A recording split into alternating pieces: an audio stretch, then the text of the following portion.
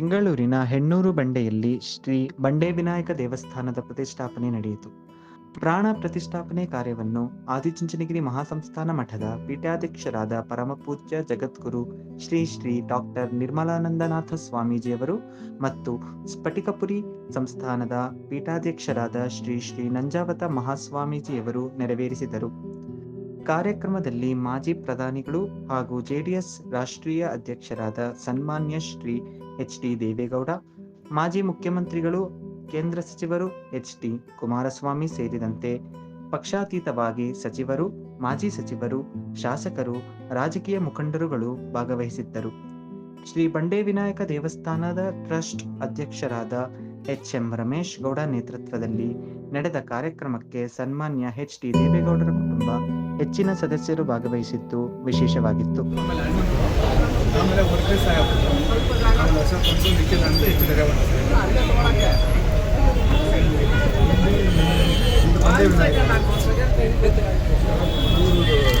ಅರವತ್ತೈದು ವರ್ಷದಿಂದ ನಮ್ಮ ತಮ್ಮ ಒಂದು 9x9 ಕಟ್ಟಿದ್ದ ಆಶೀರ್ವಾದ ಅಷ್ಟೇ. ನೀವು ಕೊಟ್ಟಿರೋ ಶಕ್ತಿ. ಒಂದು 10 ನಿಮಿಷ ಕೋಪ ಮಾಡ್ಕೊಂತಾರೆ, ಮತ್ತೆ ಸಾಯಂಕಾಲ ಬಾರ ಇಲ್ಲಿ ಅಂತಾರೆ, ಎಲ್ಲೇದು ಏನು ಬ್ರದರ್ ಅಂತಾರೆ. ಅದು ಕುಮಾರಣ್ಣರ ದೊಡ್ಡ ಗುಣ. ಇವತ್ತು ನಾವು ಏನೇ ತಪ್ಪು ಮಾಡಿದ್ರು ಸಹ ಅವ್ರ ಕುಟುಂಬದ ಮಕ್ಕಳ ರೀತಿಯಲ್ಲಿ ನಮ್ಮನ್ನ ಇವತ್ತು ಈ ಒಂದು ಭಾಗದಲ್ಲಿ ನಾವೇನಾದರೂ ಶಕ್ತಿ ಬಂದು ಈ ಮಟ್ಟಕ್ಕೆ ಇವತ್ತು ನಾವೇನಾದರೂ ಒಂದು ಕೆಲಸ ಮಾಡ್ತಾ ಇದ್ದೀವಿ ಅಂತಂದರೆ ಅದು ಕುಮಾರಣ್ಣವರ ಆಶೀರ್ವಾದ. ಕೊನೆ ತನಕ ಇವತ್ತು ಹೇಳ್ತಾ ಇದ್ದೀರಿ.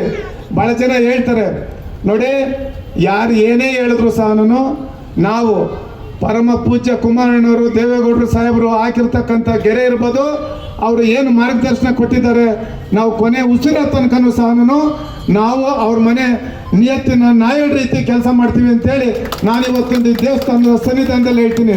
ಯಾಕೆ ಅಂತಂದರೆ ಇವತ್ತು ರಮೇಶ್ ಗೌಡನಿಗೆ ಶಕ್ತಿ ಬಂದಿರ್ಬೋದು, ಆದರೆ ಈ ಹಿಂದೆ ನಮ್ಮ ತಂದೆಯವರು ಭಾಳ ಚಿಕ್ಕ ವಯಸ್ಸಿಗೆ ತೀರ್ಕೊಂಡ್ರು. ಸುಮಾರು ಇದು ಒಂದು ಏನು ಜಾಗ ಇದೆಯಲ್ಲ, ಇದು 18 ಎಕರೆ ಜಾಗ. ಇದು ಸುಮಾರು ನಮ್ದೆಲ್ಲನೂ 48 ಎಕರೆ ನಮಗೆ ಬಿಡಿಯಾಗಿ ತಗೊಂಡ್ರು. ಹೆಣ್ಣೂರು ಭಾಗದಲ್ಲಿ, ಈ ಭಾಗದಲ್ಲಿ 48 ಎಕರೆ ಅದು ನಮ್ಮದು. ಆವಾಗ ನಮ್ಗೆ ಉಳಿಸ್ಕೊಳ್ಲಿಕ್ಕೆ ಶಕ್ತಿನೇ ಇರಲಿಲ್ಲ. ನಮಗೆ ಒಂದು ಎಕರೆಗೆ 8,000 ರೂಪಾಯಿ ಕೊಟ್ಟರು. ನಾವಿಲ್ಲಿ ಜಮೀನ್ದಾರರು, ಜೋಡಿದಾರರು. ಆದರೆ ಅಷ್ಟೆಲ್ಲ ನಮ್ಮ ತಂದೆಯವರು ಚಿಕ್ಕ ವಯಸ್ಸಿಗೆ ತೀರ್ಕೊಂಡ್ರು ಸಹ ನಮ್ಮ ಮನೆ ಏನಿವತ್ತು ಗೂಳೈನವ್ರ ಕುಟುಂಬ ಅಂತಂದರೆ ಈ ಭಾಗದಲ್ಲಿ ಅನ್ನ ಹಾಕಿದ ಮನೆ ಅಂತೇಳಿ ಎಲ್ಲರೂ ಹೇಳ್ತಾರೆ. ನಮ್ಮ ತಂದೆಯವರು ಚಿಕ್ಕ ವಯಸ್ಸಿಗೆ ತೀರ್ಕೊಂಡ್ರು ಸಹ ಒಬ್ಬರನ್ನ ಒಂದು ದಿವಸ ಕೂಡ ಅಂತ ಕರೆದವರಲ್ಲ ಅವರು. ಅಂಥ ಒಂದು ಒಳ್ಳೆಯ ಕೆಲಸವನ್ನು ಮಾಡ್ಕೊಂಡು ಬಂದಿರತಕ್ಕಂಥ ನಮ್ಮ ಕುಟುಂಬ ಇವತ್ತು ಈ ಭಾಗದಲ್ಲಿ ಒಂದು CMR ಸಂಸ್ಥೆ ಇರ್ಬೋದು, ಅವರು ಭಾಳ ದೊಡ್ಡ ಮಟ್ಟಕ್ಕೆ ಬೆಳೆದಿದ್ದಾರೆ. ಇನ್ನೊಂದು HMR ಸಂಸ್ಥೆ. ಆ HMR ಸಂಸ್ಥೆಯಲ್ಲಿ ಇವತ್ತು ಈ ಭಾಗದಲ್ಲಿ ಎಲ್ಲ ರೀತಿಯಲ್ಲೂ ನಾವು ಶಕ್ತಿ ತುಂಬಿಕೊಂಡು ರಮೇಶ್ ಗೌಡ ಅಂತ ಒಬ್ಬ ಇದ್ದಾನೆ ಅಂತಂದರೆ ಅದು ಪೂಜ್ಯ ದೇವೇಗೌಡರು ಸಾಹೇಬರು ಕೊಟ್ಟಿರ್ತಕ್ಕಂಥ ಶಕ್ತಿ. ಅದು ಬಿಟ್ಟರೆ ಬೇರೆ ಇನ್ಯಾರ ಶಕ್ತಿನಲ್ಲ. ಹಾಗಾಗಿ ಏನು ಇವತ್ತೊಂದು ದಿವಸ ಈ ಒಂದು ದೇವಸ್ಥಾನದ ಉದ್ಘಾಟನಾ ಕಾರ್ಯಕ್ರಮದಲ್ಲಿ ಪರಮ ಪೂಜ್ಯರು, ದೇವರ ಸಮಾನರು, ನಮ್ಮ ರಾಜಕೀಯ ಗುರುಗಳು, ನಾವು ಏನೇ ಇದ್ರೂ ಸಹ ಅವರು ಮಾರ್ಗದರ್ಶನದಲ್ಲಿ ಕೊನೆ ಉಸಿರ ತನಕ ನಾವು ನಡೀತೀರಿ. ಈಗ ಈ ಪಕ್ಷದಲ್ಲಿ ಏನು ನಮ್ಮ ನಿಖಿಲ್ ಕುಮಾರಣ್ಣವರು, ಅವರು ಸಹ ಅವರು ಹೊರದೇಶಕ್ಕೆ ಹೋಗಿದ್ದಾರೆ, ಅವರು ಸಹ ಬರೋರಿದ್ರು. ಅವರು ಇನ್ನೊಂದು ಸತಿ ಬರ್ತಾರೆ. ಭಾಳ ಜನ ಕೇಳ್ತಾ ಇದ್ರು, ಬೆಳಗ್ಗೆಯಿಂದ ಭಾಳ ಜನ ಇದ್ರು ನಿಖಿಲ್ ಅಣ್ಣ ಬರ್ತಾರ ಅಂತೇಳಿ. ಆಮೇಲೆ ರೇವಣ್ಣ ಸಾಹೇಬರು ಏನು ಇವತ್ತಿನ ದಿವಸ ಈ ಭಾಗದಲ್ಲಿ ಈ ಒಂದು ದೇವಸ್ಥಾನ ಏನು ನಾವು ಕಟ್ಟಿದ್ದೀವಿ, ಮುಂದಿನ ಇನ್ನೊಂದು ನಮ್ಮ ಅಣ್ಣ ಇದ್ದಾರೆ ಈ ಊರಿನಲ್ಲಿ, ಒಂದು KJ ಜಾರ್ ಸಾಹೇಬರು, ಅವರು ಮತ್ತು ನಮ್ಮ ಗೌರ್ಮೆಂಟ್ ಸ್ಕೂಲ್ ಇದೆ. ಇವತ್ತು ಆ ಸ್ಕೂಲಲ್ಲಿ 380 ಮಕ್ಕಳಿದ್ದಾರೆ.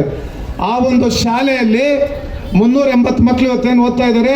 ಆ ಶಾಲೆಗೆ ಕೊಟ್ಟಿರ್ತಕ್ಕಂಥದ್ದು ನಮ್ಮ ತಂದೆಯವರು ದಾನವಾಗಿ ಕೊಟ್ಟಿರ್ತಕ್ಕಂಥ ಹೆಣ್ಣೂರು ಗೌರ್ಮೆಂಟ್ ಸ್ಕೂಲು. ಅದು ಎಲ್ಲ ಶಾಲೆ ಎಲ್ಲ ನೆನೀತಾ ಇತ್ತು, ಸುರಿತಾ ಇತ್ತು, ಯಾರೂ ಸಹ ಓದ್ಲಿಕ್ಕೆ ಆಗ್ತಾ ಇರಲಿಲ್ಲ. ನಾನು ಆ ಶಾಲೆಗೆ ನಂದು 1.5 ಕೋಟಿ ರೂಪಾಯಿ, KJ ಜಾರ್ ಸಾಹೇಬರು 1.5 ಕೋಟಿ ರೂಪಾಯಿ. ಆ 1.5 ಕೋಟಿ ರೂಪಾಯಿ ನನ್ನ ಮನೆ ದುಡ್ಡಲ್ಲ, ನಾನು ವಿಧಾನ ಪರಿಷತ್ ಸದಸ್ಯನಾಗಿದ್ದೆ. ಆ ಸದಸ್ಯನ ಮಾಡಿರ್ತಕ್ಕಂಥದ್ದು ಈ ಕುಟುಂಬ.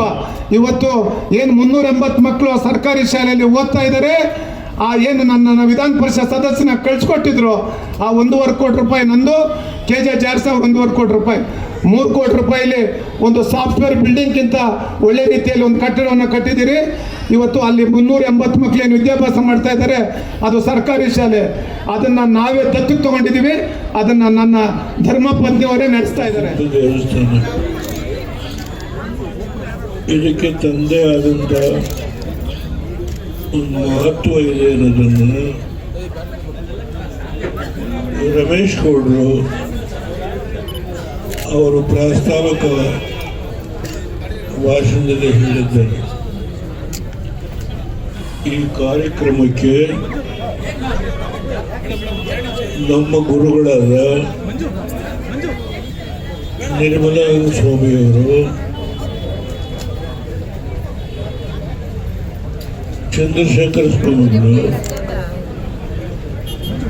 ಹಾಗೂ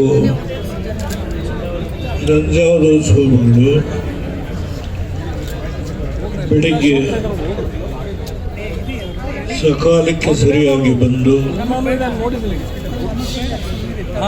ಈ ಕಾರ್ಯಕ್ರಮದ ಉದ್ಘಾಟನೆಯನ್ನು ನೆರವೇರಿಸಿದ್ದಾರೆ. ಈ ಭಾಗದಲ್ಲಿ ಮಾಡಿರ್ತಕ್ಕಂಥ ಸೇವೆಯನ್ನು ಸ್ಮರಿಸ್ಕೊತ ಅವರು ಪ್ರಾಸ್ತಾವಿಕ ಭಾಷಣದಲ್ಲಿ ಅವರ ತಂದೆಯವರು ಹಾಕೊಟ್ಟಂಥ ಮಾರ್ಗದಲ್ಲೇ ಇವತ್ತು ಇಂಥ ಒಂದು ಸುಂದರವಾದಂಥ ಗಣೇಶನ ಒಂದು ಪ್ರತಿಷ್ಠಾಪನೆಯನ್ನು ಇವತ್ತಿನ ದಿನ ಈ ಭಾಗದಲ್ಲಿ ತಮ್ಮೆಲ್ಲರ ಸಮ್ಮುಖದಲ್ಲಿ ನೆರವೇರಿಸತಕ್ಕಂಥದ್ದು. ಬೆಳಗ್ಗೆ ಪರಮಪೂಜ್ಯ ಚುಂಚನಗಿರಿ ಕ್ಷೇತ್ರದ ಮಹಾಸ್ವಾಮೀಜಿಯವರು ಮತ್ತು ನಮ್ಮ ನಂಜಾವರ ಸ್ವಾಮಿಗಳು ಇವರೆಲ್ಲರ ಒಂದು ದಿವ್ಯ ಸಾನ್ನಿಧ್ಯದಲ್ಲಿ ಬೆಳಗ್ಗೆ ಈಗಾಗಲೇ ವಿಧಿವತ್ತಾಗಿ ಪುನಃ ಪ್ರತಿಷ್ಠಾಪನೆಯ ಕಾರ್ಯಕ್ರಮ ಈಗಾಗಲೇ ನಡೆದಿದೆ.